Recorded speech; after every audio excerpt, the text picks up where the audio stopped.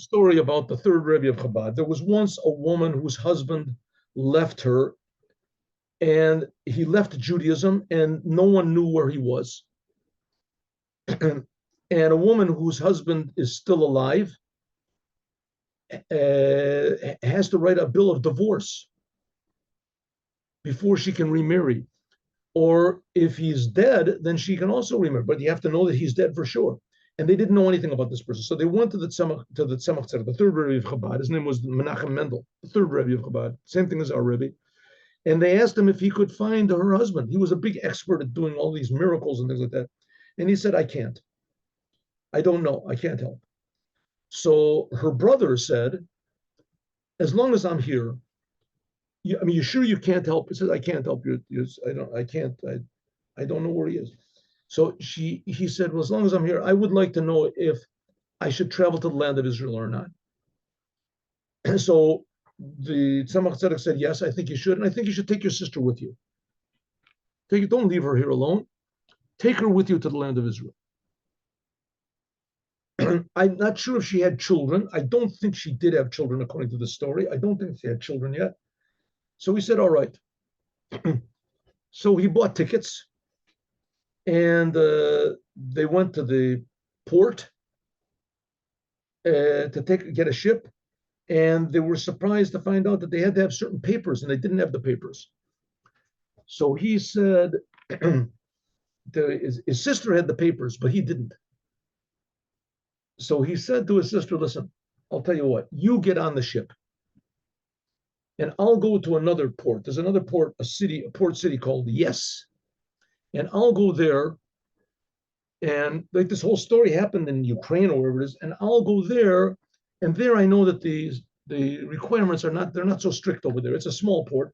And they'll let me get on the ship. And okay, I'll lose the money and you travel there. And I'll get a ship from the city of Yes.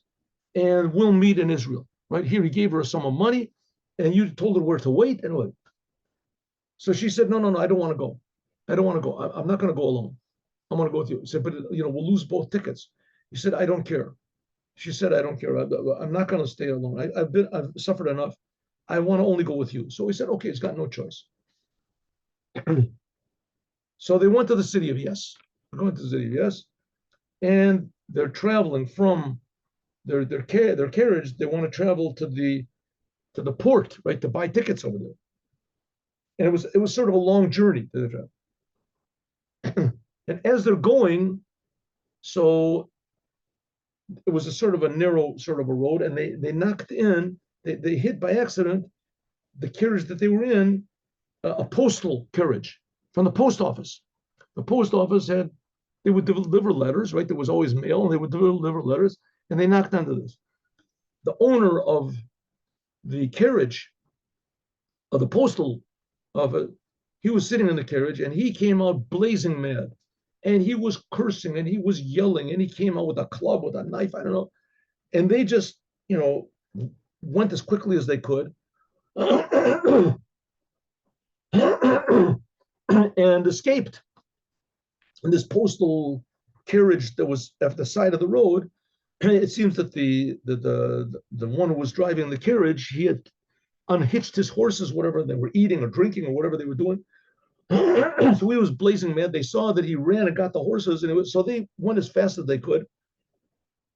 And they went to they drove, and they escaped. They escaped. Maybe they were an hour away from this. They went into an inn. On the way, it was starting to getting dark. You can't travel in the nighttime. And so it was getting dark. So they came in, and the owner of the inn said, what's wrong with these people? So he said, oh, we just bumped into the postal, the carriage. And the owner is really very angry, really, really just tremendously angry. And they said, he said, oh yeah, he's a really, really, a very, very, how do you say, a very violent person. You have to watch out for him. Meanwhile, the woman, she's saying to her brother, listen, that postal driver of the carriage, that postal driver, the carriage, I think that that's him. I think that's my husband. True, he doesn't have a beard and doesn't look Jewish at all, but I have this feeling that that's him. I recognize. So the brother said, could it be? All of a sudden, the postal guy comes in, blazing mad, screaming and yelling, where is the people who knocked into my carriage? I'll tear you apart. All of a sudden, he looks and he sees, he says, Sora, what are you doing here? What are you doing here? And she looks and she says, the Shlomo. She says, my name is not Shlomo, it's Stefan. I changed my name. I don't, but what are you doing here? I remember now, right? I remember right. But she did have a son. She had a son. She came with her boy. She came with a young boy. He says, Sora. So he sits down and he's all confused. And he goes out and he comes back in, and goes out and comes back in. And he says to his wife, listen, I regret what I did. I regret that I left you. I'm never going to come back, but I regret that I left you, that you can't get married. Call a rabbi. And so immediately her brother runs, finds out where the rabbi is, the owner of the inn, brings the rabbi, they go together, they bring the rabbi, they bring witnesses. Within an hour, they write a bill of divorce. He sticks his hand in his pocket, takes out a big wad of money, and he says, here, this is for you, and this is for my son. My son. Says, take good care of him. Take good care of him, my son, and he ran away. So we see that amazingly, what happened is that the Tzemach Tzedek said that he couldn't help. But in his presence, it was arranged that God arranged the whole thing in order to give them exactly what they wanted and save the woman from being an Aguna, not being married.